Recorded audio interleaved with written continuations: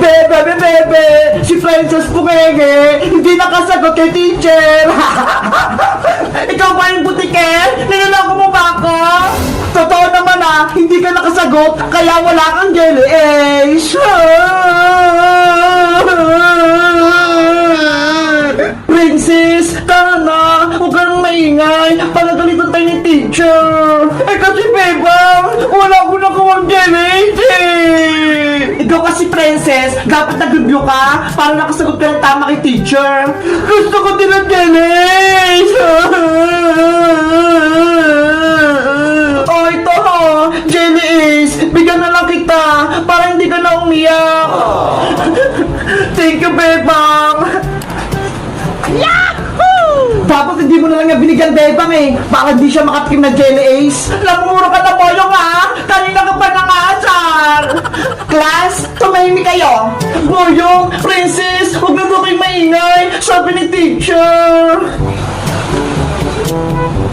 Class, iiwan ko muna kayo dito. Pupunta lang ako sa principal office. Dapat huwag kayong maingay. Apa, teacher? Habang nasa labas ako, sino gusto sa inyo maglista ng noisy? Teacher, ako na po! Sige Princess, ikaw na lang maglista ng noisy. Singil mo sila ng piso kapag nag-iigay sila. Sige po, teacher! Class, aalis na ako. Mag-behave lang kayo. Ayos! Ako tagalista ng noisy!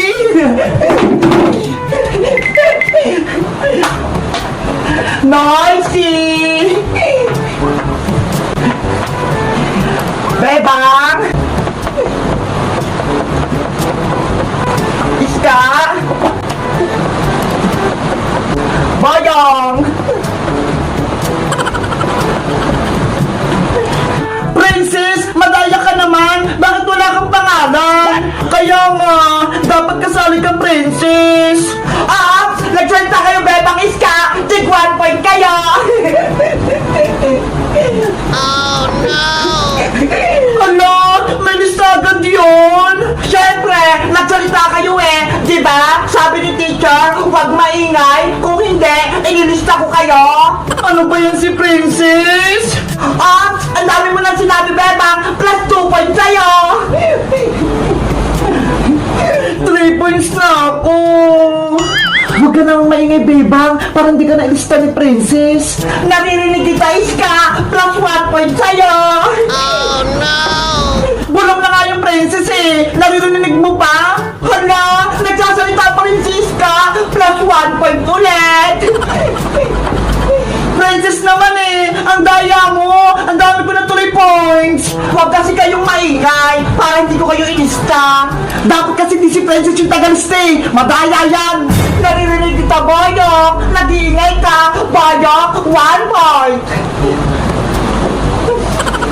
Hoy, Princess! Ilista mo rin yung pangalan mo! Kanina ka pa nag-iingay Hindi ko pwede ilagay yung pangalan ko dito kasi ako yung tagalista. Isusumbong kita kay teacher! Kanina ka pa nagsasalita pero hindi mo nililista yung pangalan mo dyan sa noisy! Ang dami mong sinasabi, Boyong Isusumbong ko pa kay teacher! Sige! Bibigyan kita ng 10 points! 1, 2, 3, 4, 5, 6, 7, 8, 9, 10! Ano yan, Princess? Ang dami ko ng points! Magsalita ka pa, Boyong, para lista kita sa noisy! Ginagalit talaga ako ni Princess! Wala akong pangbayad! Guys, si Princess yung tagalista sa noisy! Sa tingin nyo, ilang points na si Princess para may sumbong namin siya kay teacher? Mag-comment lang kayo! Bye-bye! Iska! Princess! Nag-review na ba kayo? May recitation daw tayo ngayon, sabi ni teacher. Nag-review ako kagabi, Bebang. Lahat ng subject, pinag-aralan ko.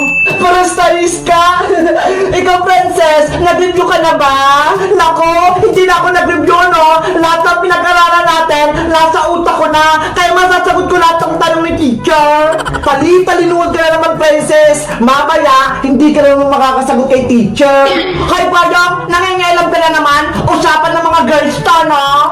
Talaga naman palibasa, hindi ka nag-review, kaya lagi ka bokya. Bakit ikaw? Nag-review ka ba? Oo, kagabi pa. Huwag na kayong maingay, nandiyan na si teacher. Good morning, class! Good morning, teacher! Good morning, teacher! Okay, everybody, sit down! Teacher, ano po yung hawak nyo? Merienda po ba yan? Jelly to Princess! Wow! Jelly! Pengi po ko, teacher! Ops! Hindi to libre! Eh, para saan po yan? Etong jellies na to, premyo nyo kapag nakasagot kayo sa akin sa recitation. Ay! May ma-premyo si teacher! Diba? Galingan natin para mabigyan tayo ni teacher ng jelly. Sige, Iska! Sana hindi mahirap yung tanong ni teacher para mabigyan niya rin ako ng jelly. Okay, class! Magsisimula na tayo! Ikaw, Bet, ang unang sasagot! Ready ka na ba? Apo, teacher! Eto ang tanong mo, sino ang ating pambansang bayani? Teacher, ang ating pambansang bayani ay si Dr. Rosel San. Very good! Tama yung sagot mo. Dahil dyan, meron kang jelly ace. Thank you po, teacher! Sayang! Ako saling nakasagot nun! Next, ikaw naman, Iska. Tumayo ka na. Apa! Ang tanong, ano ang ibig sabihin ng GMRC? Hala, ang hirap ng tanong kay Iska. Hindi niya masasagot yun. Ang ibig sabihin po ng GMRC ay Good Manners and Right Conduct. Very good, Iska. Ito ang premyo mo. Thank you po, teacher. Iska, ang galing mo naman. Nasagot mo yun. Siyempre, sabit natin yung princess, kaya alam ko. Siguro hindi mo alam yung princess. Alam ko yung bebang na good morning and right conjuring. Hula-hula ka na naman, princess. Bayang, ikaw naman. Opo. Eto ang katanungan mo, Boyong, sa math. 100 divided by 5. Yan ka, Boyong. Mahirap yung tanong sa'yo. Base lang sa akin yan. 100 divided by 5. Teacher, 20 yung sagot ko. Tama. Yes, correct ako. Boyong, etong jenis mo. Kunin mo na. Thank you po, teacher. Ayos, nangrienda na ako. Yahoo! Princess, ikaw naman ang susunod. Sana madali lang yung tanong sa akin ni teacher para may gerase ako. Princess, kaya mo yan!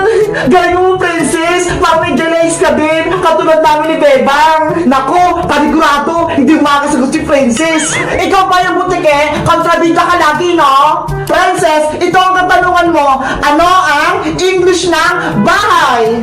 Teacher, ang dali-dali ng tanong nyo. Ang English po ng bahay ay bahay kubo. Bahay kubo daw.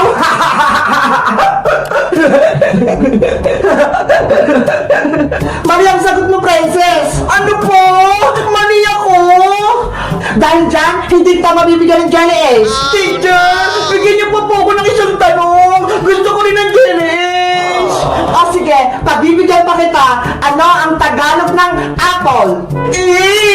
Ang hirap naman po ng tanong. Wala nang pong Tagalog yung apple Princess, may Tagalog yung apple, no? Sabihin mo sa akin, Bebang, para makasagot ako.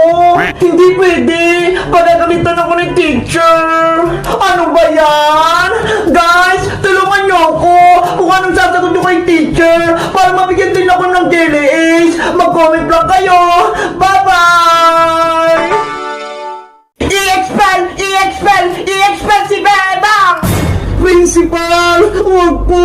Huwag kayong magaling kay Princess! Magalit sa akin si nanay! Bilang isang principal, Bebang, nakapag-desisyon na ako. Yung ginawa mo kay Princess ay maling-mali. Bilang parusa, ikaw ay... Principal! Si Bebang po!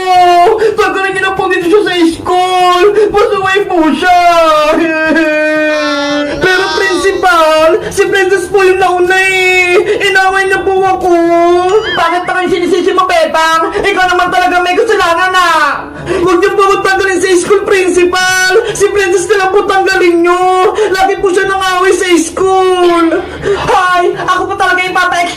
Bebang? Dapat ikaw yon. Tumahimik kayong dalawa. Nasa harap kayo ng principal. Ang ingay-ingay yung dalawa. Ano ba nangyari, Princess? Ikwento mo sa akin. Kasi po, si Bebang nagbigay ng grayapple sa may classroom. Pero yung binigay niya sa akin, may kalamansi. Ang asim, nakain ko po. Deserve mo naman yan, Princess eh. May kasalanan ka sa akin nakalang araw. Tinapon mo yung binibenta ko itlog-itlog. Kaya, nagiganti lang ako. Nang nakalapay, Bebang, wala na yung bilang.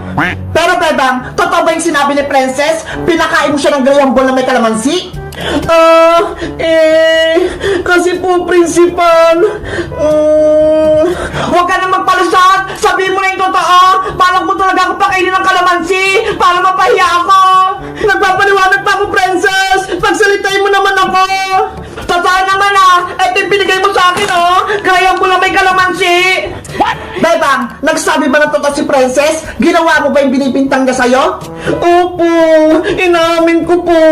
Binigyan ko po siya ng grayambol na may kalamansi. Kita niyo po, umamin na si Bebang. Kaya tanggalin niyo na po siya dito principal sa school. Ayoko po siyang makita. Principal, huwag po. Huwag kayong makinig kay Princess. Magalit sa akin si nanay. Bilang isang principal, Bebang, nakapag-desisyon na ako. Yung ginawa mo kay Princess ay maling-mali. Bilang parusa, ikaw ay i-expel si Bebang! Nagmamakaawa po ako sa inyo. Huwag niyo po akong paalisin. Gusto ko pong mag-aaral dito.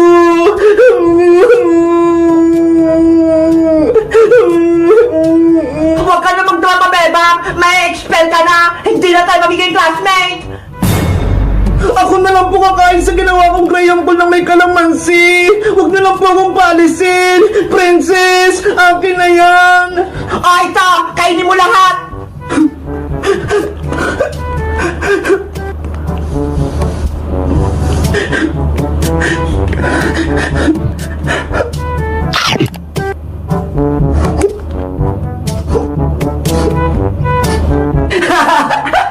Ano? Masarap pa, Bebang?